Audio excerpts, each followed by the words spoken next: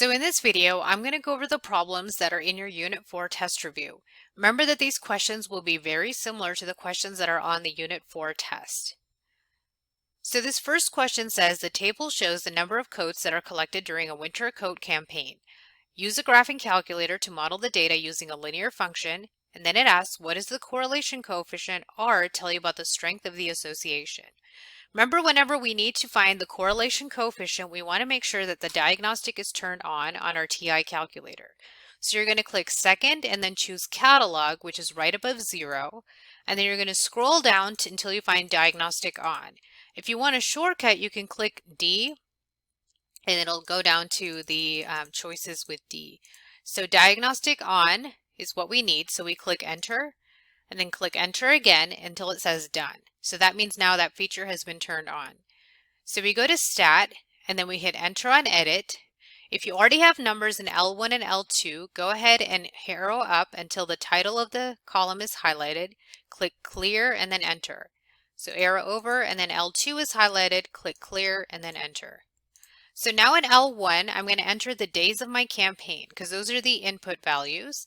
And then the number of coats collected are my output values. So those go into L2. Remember, you want to hit enter after each value that you enter in the data table. And then arrow over to L2.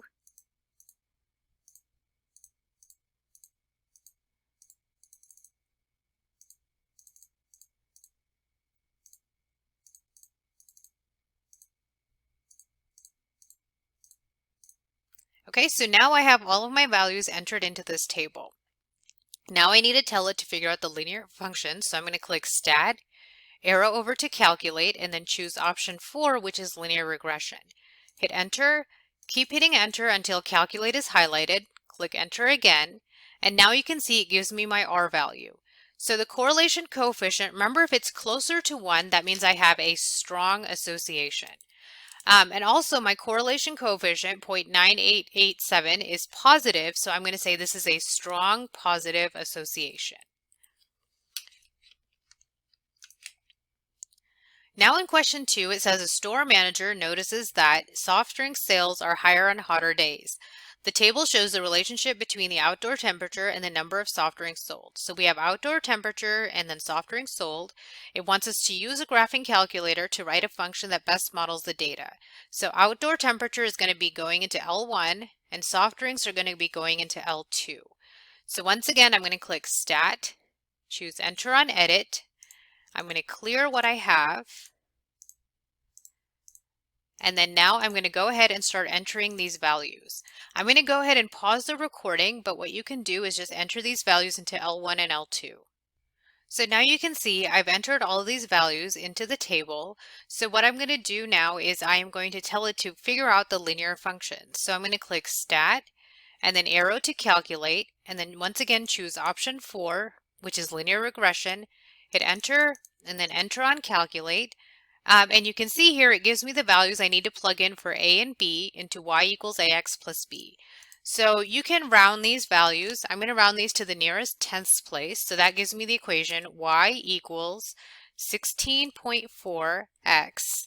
And then we have negative 621.8. So that's going to go ahead and make this a subtraction sign. So I have minus 621.8.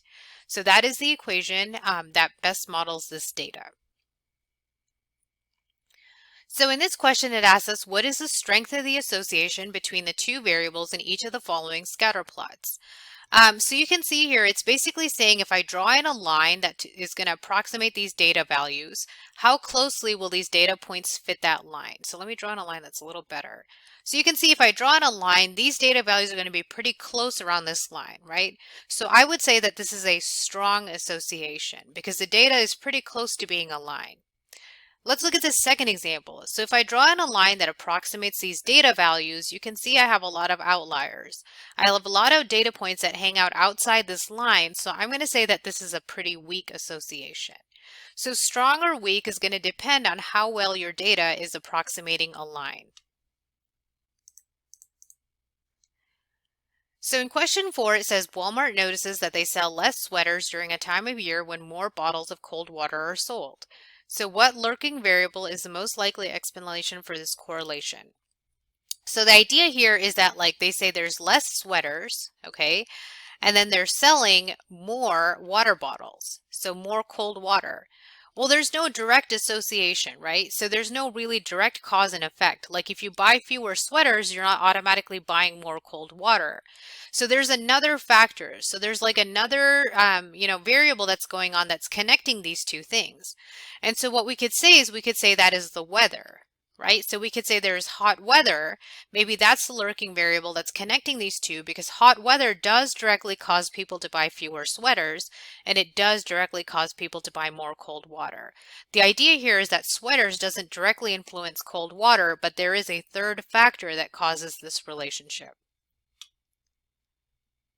So in this question, it says, which correlation is most likely a causation? So in a causation, we're looking for a direct cause and effect relationship. Okay, so the two variables described, one has to be directly causing the other one. So in example A, it says the positive correlation between the sales of boots and sweaters at the local clothing store. Well, does boots really cause people to buy more sweaters? Like, is there a cause and effect? Not really, right? So you don't automatically buy more sweaters when you buy boots. So there's not really a cause and effect there.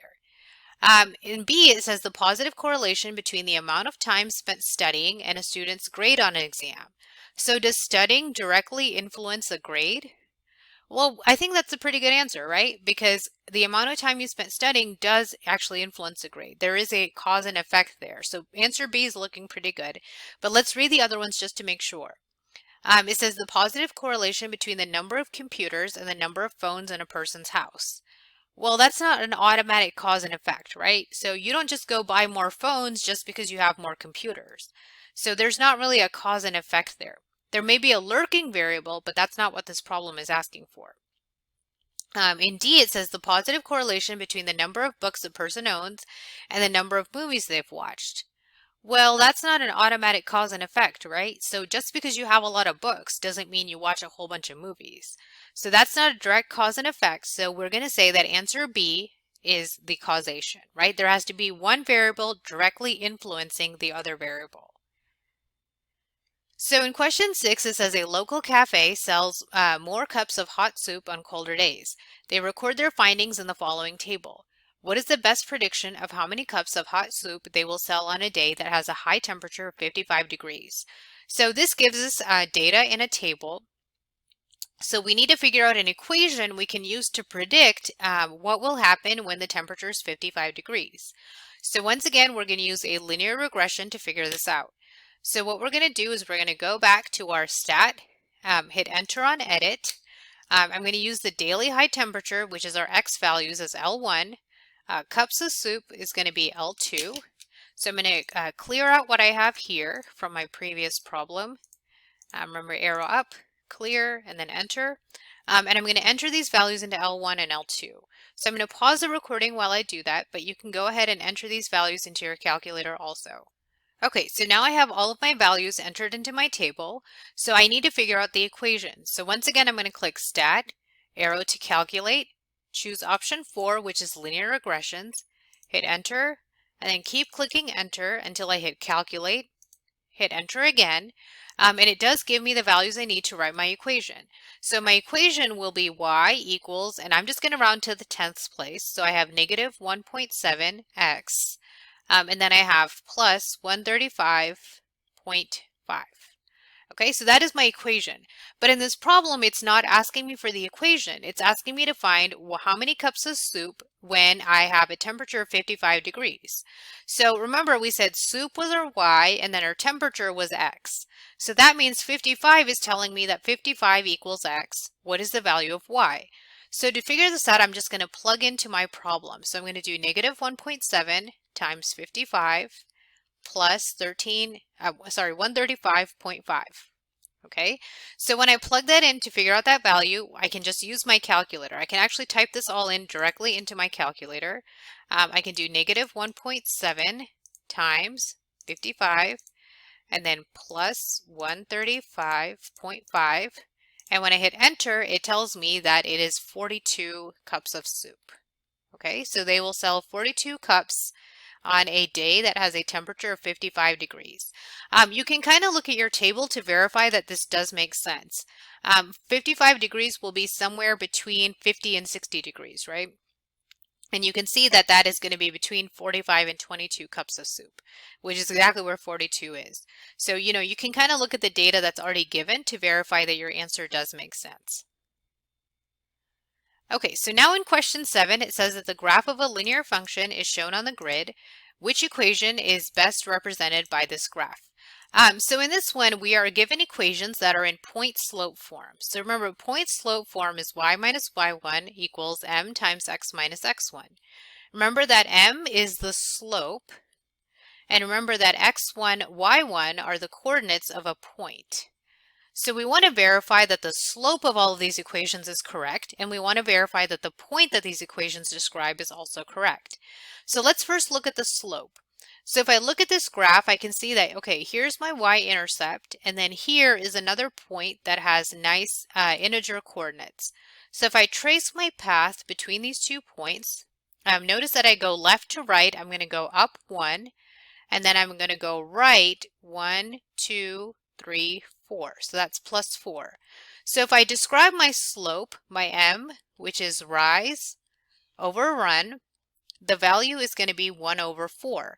So I can automatically eliminate any equation that has the wrong slope. This one has a slope of 4, so that one is not correct.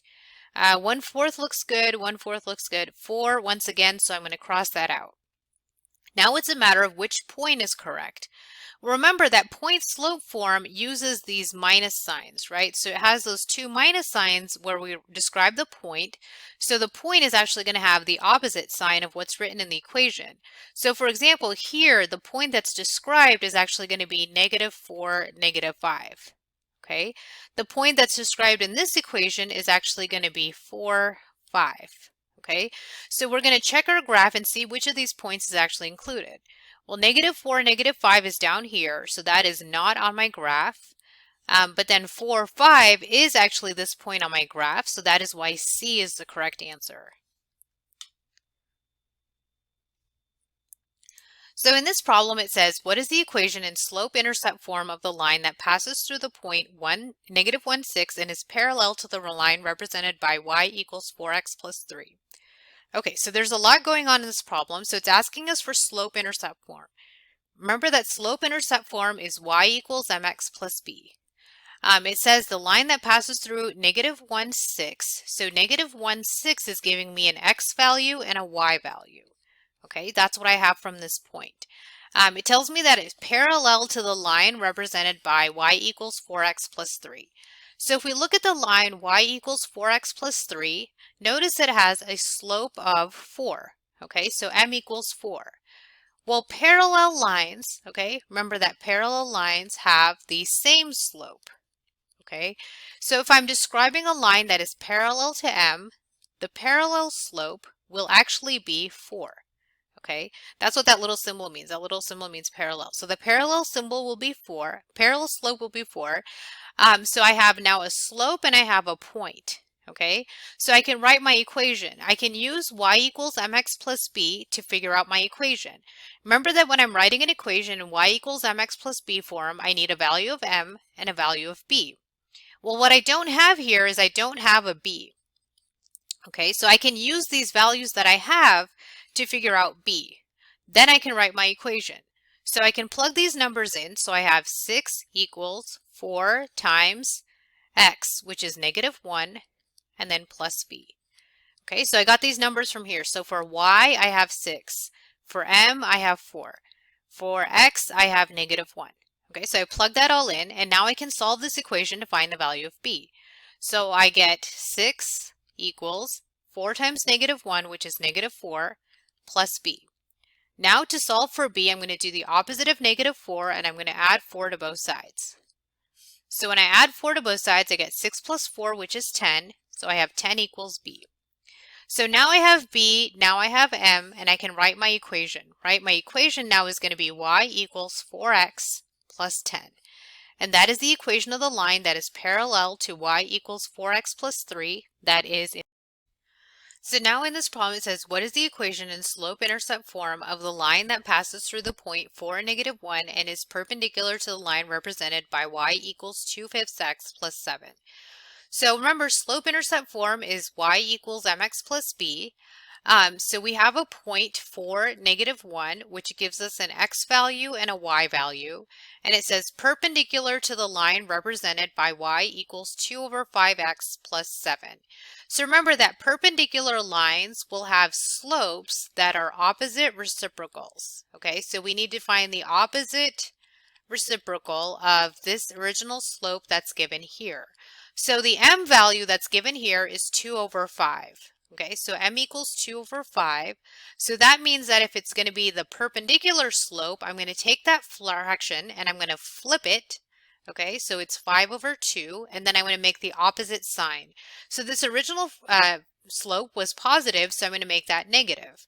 So that is my now new value of m. Remember to write an equation in y equals mx plus b form. I need to figure out the value of m and the value of b. Well, I already have a value of m, but I need to now figure out the value of b. So I'm going to plug in what I have and use that to figure out b. So I have -1, which is y, and then that equals m, which is -5/2. So I have -5/2 times x, so x is 4, and then plus b. Okay, so now I need to multiply these two numbers. Remember, if I make a whole number a fraction, I put it over 1.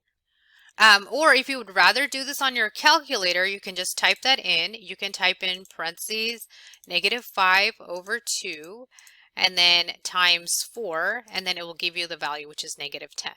Okay, or you can do it by hand because the 2 will go into 4, reducing that to 2.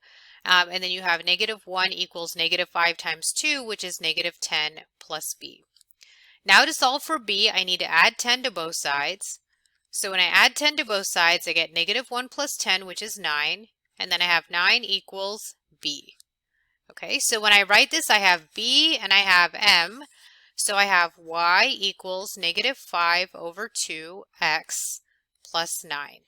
And that is the equation of the line that is perpendicular to the line represented by y equals 2/5 x plus 7 that passes through the point 4, -1. So now let's try this question. It says that the graphs of the linear functions f and g are shown on the grid. Which function is best represented by the graph of g? So let's first figure out what f is. So notice that f is a line that has a slope of 1, okay, and it passes through the origin. So remember, this is that linear parent function. This is f of x equals x, okay? It has a slope of 1. Well, g is a transformation of this function, right? So if we look at g, we can see that it is not shifted up or down, right? It still goes through the origin. But what's different is that g is steeper, okay? So g is actually steeper than the parent function. Remember that we can make something steeper by putting a number in front of f of x, right? If we do a vertical stretch, we can actually make f of x steeper. So if you notice here, this original slope was up 1/1. If we look at the slope of the new graph, notice that we go, let's see, up 4. Okay, so that's plus 4, and we go right 1. So the new slope will be 4/1, so that is equal to 4. So this new graph is 4 times steeper than the original, because remember the original had a slope of 1. So this is going to be 4f of x. So we can basically say that g of x is 4 times f of x. That is why the graph is 4 times steeper than the original one. So in question 11, it says a student graphed f of x equals x and g of x equals f of x minus 7 on the same grid. Please describe how the graphs of f and g are related. So remember, for these transformations questions, you can use Desmos. So, it'll give you a good visual on what is going on.